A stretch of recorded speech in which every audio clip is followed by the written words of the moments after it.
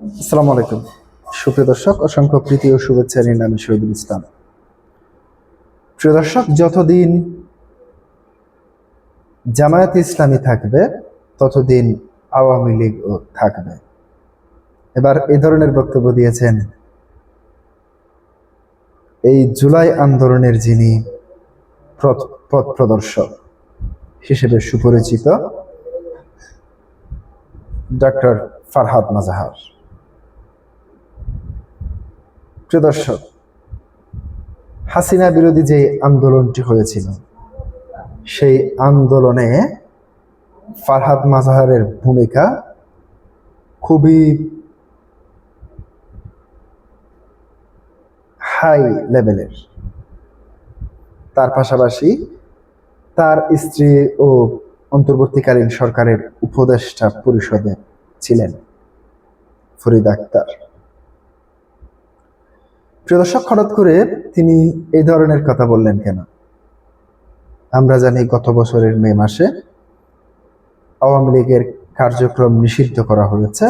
যতদিন পর্যন্ত বিচার কার্যক্রম সম্পন্ন না হবে ততদিন পর্যন্ত সরকারের ইচ্ছা, সরকার চাইছে এই দলকে নিষিদ্ধ করে রাখতে হবে। মূলত সে কারণে আওয়ামী লীগকে নিষিদ্ধ করা হয়েছে। দলের বিরুদ্ধে আন্তর্জাতিক মানবতা বিরোধী অপরাধের অভিযোগ তুলে ইতিমধ্যে আপনারা জানেন দলের নেতাদের বিচার কার্যক্রম চালানোর চেষ্টা করছে। অবশ্য এই আন্তর্জাতিক অপরাধ ট্রাইব্যুনালের বিচার কার্যক্রম নিয়ে বিভিন্ন আলোচনা সমালোচনা চলেছে। এর বিরুদ্ধে বিভিন্ন ধরনের মন্তব্য করে গিয়েছেন আন্তর্জাতিক যে সমস্ত কূটনীতিবিদ ও বিচারের সংশ্লিষ্ট ব্যক্তিরা সফর করে গিয়েছেন। তারা এই বিচারকে প্রশ্নবিদ্ধ করে গিয়েছেন। যদি মানবতা বিরোধী অপরাধের বিচার আওয়ামী লীগ কিংবা আওয়ামী লীগের নেতাদের হয়, তাহলে মুক্তিযুদ্ধে মানবতা বিরোধী অপরাধ সংগঠনের দায়ে তৎকালীন রাজাকার গোষ্ঠী জামায়াত ইসলামীর দল হিসেবে বিচার হবে না কেন? সে প্রশ্নটি উঠবে।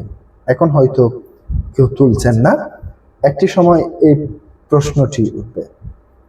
কারণ ৭১-এ ৩০ লক্ষ শহীদ ও ২ লক্ষ মা বোনের ইজ্জতের বিনিময়ে এই বাংলাদেশ স্বাধীন হয়েছে।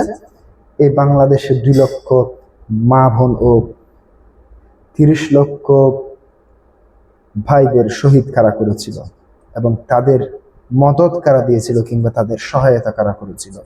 এই জামাত শিবিরের রাজাকাররাই করেছিল।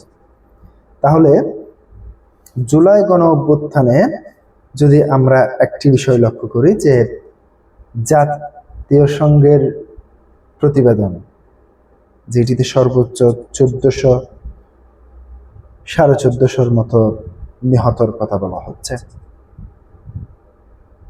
প্রিয় দর্শক, সেটি নিয়েও বিভিন্ন বিতর্ক রয়েছে। অন্তর্বর্তীকালীন সরকারের তদন্তে ৬০০, সর্বশেষ বিএনপি সরকারের তদন্তে ৮০০। মানে এ ধরনের এক একজনের তদন্তে এক এক ধরনের প্রতিবেদন, এক এক সংস্থার তদন্তে। যদি ১৪০০, আমি সর্বোচ্চটাই ধরলাম, ১৪০০ মানুষের হত্যার দায়ে যদি একটি দলের নিষিদ্ধ হতে হয়, তাহলে ৩০ লক্ষ শহীদ ও তার পাশাপাশি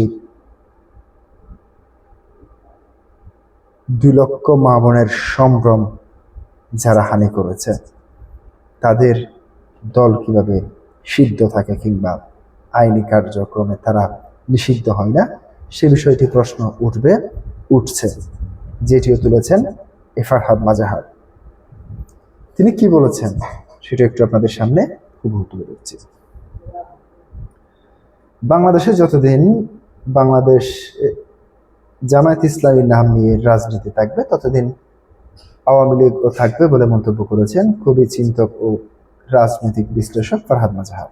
একই সঙ্গে তিনি ১৯৭২ সালের সংবিধান বাতিল করে নতুন গঠনতন্ত্র প্রণয়নের দাবি জানান।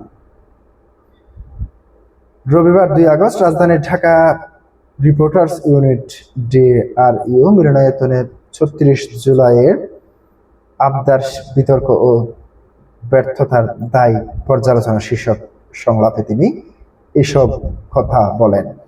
সংলাপের আয়োজন করে আমার বাংলাদেশ এবি পার্টি ফারহাদ মাজাহার বলেন, আমি বারবার একটা কথা বলেছি, যদিও অনেকে এতে রাগ করেছেন। আমি বলেছি যতদিন জামাত ইসলামী থাকবে ততদিন বাংলাদেশ আওয়ামী লীগ থাকবে।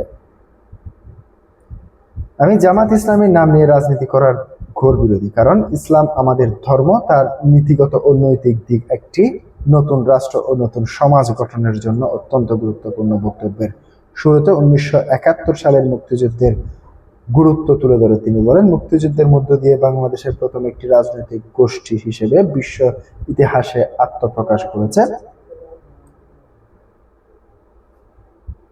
রাজনৈতিক জনগোষ্ঠী হিসেবে বিশ্ব ইতিহাসে আত্মপ্রকাশ করেছে। এই অর্জনের সঙ্গে কোনো ধরনের আপোষ করার উচিত নয় বলে মন্তব্য করেছেন তিনি। 72 সালের সংবিধান প্রসঙ্গে মাজাহার বলেন, এ বিষয়ে কোনো আপোষের সুযোগ নেই।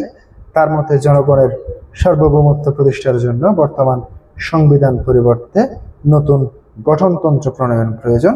সংবিধানের 7ম অনুচ্ছেদের সমালোচনা করে তিনি বলেন, একদিকে জনগণকে রাষ্ট্র ক্ষমতায় মালিক বলা হলেও পরবর্তী অংশে সংবিধানকে জনগণের ঊর্ধ্বে স্থান দেওয়া হয়েছে, যা জনগণের সার্বভৌমত্বের ধারণার সঙ্গে সাংঘর্ষিক।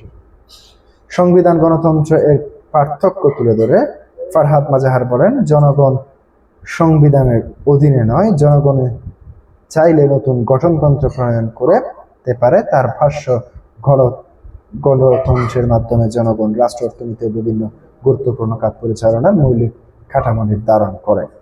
প্রিয় দর্শক, আজকে পর্যন্তই। আসসালামু আলাইকুম।